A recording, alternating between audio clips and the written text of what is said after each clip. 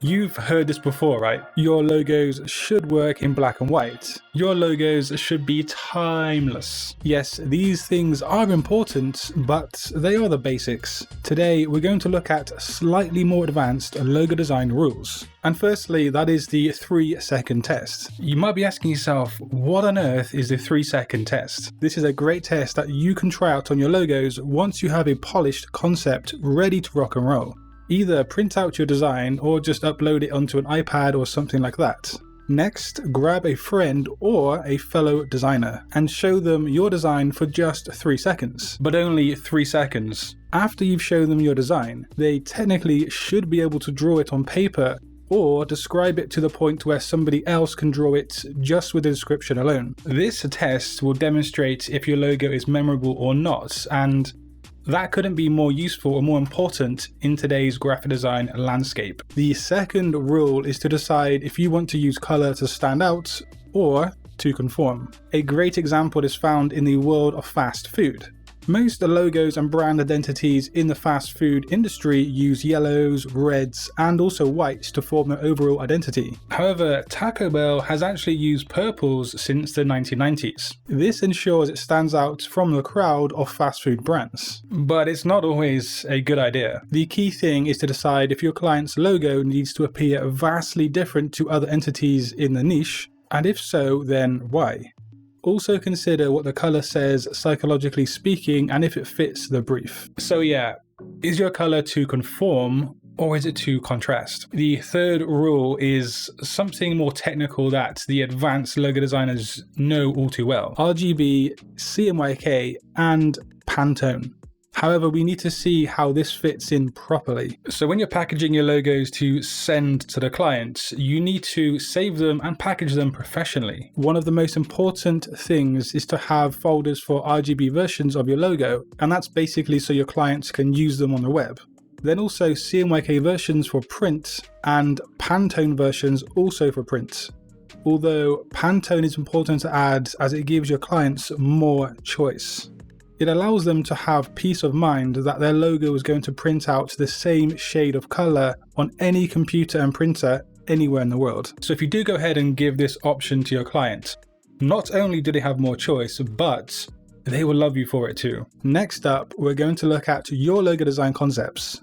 Look at your concepts and then try to find at least one way that concept reflects an emotion or feeling in your target audience. From your research, you should know exactly what kind of emotions you want to evoke in the target audience. Let's take a look at the lion concept from the ING banking logo. This concept was meant to mean that the company does everything in its power to secure the saving deposits of its clients. Why? Because the symbol of a lion is powerful, it's wise, and it can suggest protection.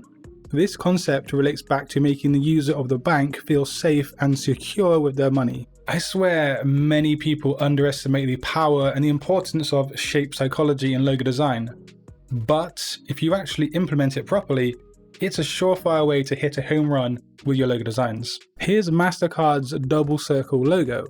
The double circle suggests east and west coming together as one. But what shapes psychologically suggest togetherness? Well, that's circular and oval shapes. And then you have Adidas's logo, which has a 3-step pyramid, and that uses shape psychology not once but twice. Firstly, slanted lines suggest forward movement, which is great for a sports brand.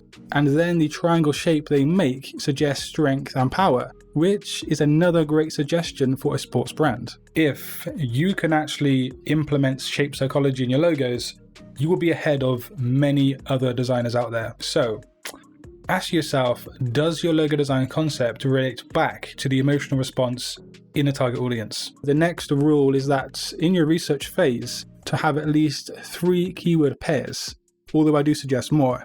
But you should have 1 pair for the target audience, 1 pair for the brand's motto or mission statement, and 1 for the brand's industry. This is a minimum, of course. More is better.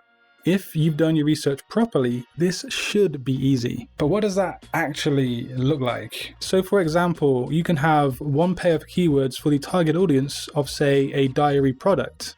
And that could be something like happy planner. The people who buy diaries are often people who like to plan ahead. and this will make them happy. Next, it's the brand's mission statement or their motto. An example would be Apple's motto, which is bringing the best user experience to customers through innovative hardware, software, and services. A word pair for this could have been innovative experience. And lastly, a word pair for the industry sector. Let's use Apple again. And for this, we could have had something like cutting edge hardware. But once you have at least one word pair for each of these three sections, you can then begin to make efficient logo concepts. And hey, if you want to learn something else about logo design, then just click the video on screen. And until next time guys, design your future today. Peace.